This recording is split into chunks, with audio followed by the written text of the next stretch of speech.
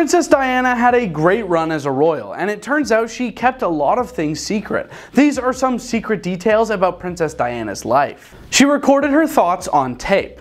Princess Diana made her own audio recordings, which are largely responsible for the knowledge we have about her personal life. She recorded her version of events on cassettes and delivered them to her close friend, Dr. James Colthurst, as soon as she realized her marriage to Prince Charles was failing. My husband won't even talk to Mummy, barely. He then provided them to reporter Andrew Morton so that the public may hear her words. Morton's 1992 memoir, Diana, Her True Story, in her own words, was based on the tapes. One of the things about Princess Diana that most people were unaware of is that she had a hand in the book's creation. Her sister dated Prince Charles. Before Princess Diana became romantically involved with Prince Charles, her older sister, Lady Sarah Spencer, briefly dated the future king. In the late 1970s, Sarah and Charles were linked romantically, and it was Sarah who actually introduced her younger sister, Diana, to him at a shooting wedding in November 1977, when Diana was just 16. Despite their brief romance, Sarah saw herself as the matchmaker and reportedly took pride in bringing them together, famously saying, "I introduced them, I'm Cupid." Sarah's relationship with Charles didn't last, partially because she made candid remarks to the press that reportedly displeased him. Nonetheless, her role in introducing Diana to Charles played a significant part in the story that led to one of the most famous royal marriages in history. Her grandmother worked for the Queen. Even though Queen Elizabeth is a well-known public figure, the general public still doesn't know a lot about her. The fact that Ruth Fermoy, the grandmother of Princess Diana, was good friends with Queen Elizabeth, the Queen Mother, is one of the more fascinating trivia facts. As one of the Queen's ladies-in-waiting, she eventually attained the title of Woman of the Bedchamber,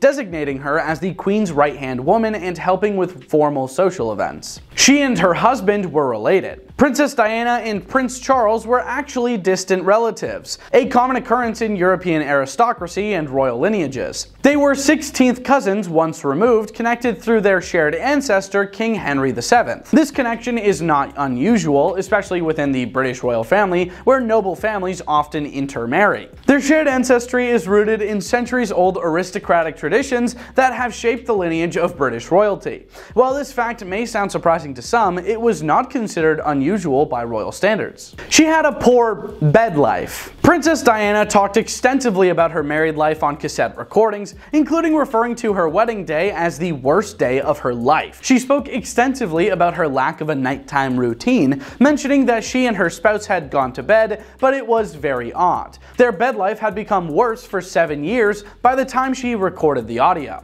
She went on to say there was no requirement for it to happen from his case, sort of once every 3 weeks, and I kept thinking it followed a pattern. He used to see his lady, Camilla, once every 3 weeks before we got married. She messed up her wedding vows. During her wedding to Prince Charles on July 29, 1981 at St. Paul's Cathedral, Princess Diana made a small but memorable mistake in her vows. Overwhelmed by nerves in front of a global audience of 750 million, she accidentally called her husband Philip Charles Arthur George instead of Charles Philip Arthur George. Take the Philip Charles Arthur George.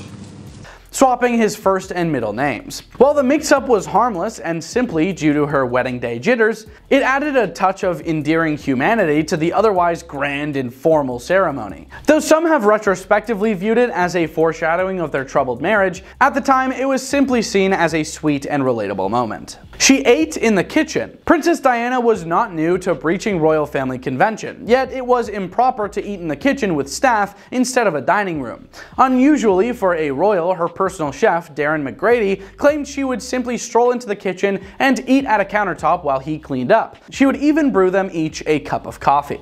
That's just sweet. She was went after by the paparazzi. Regarding their recollections of their mother, Prince William and Prince Harry are becoming more transparent. Some are inspiring, such as the way she included them in her humanitarian endeavors. However, their memories of Diana interacting with the press are unsettling. Oh, I'm getting lost.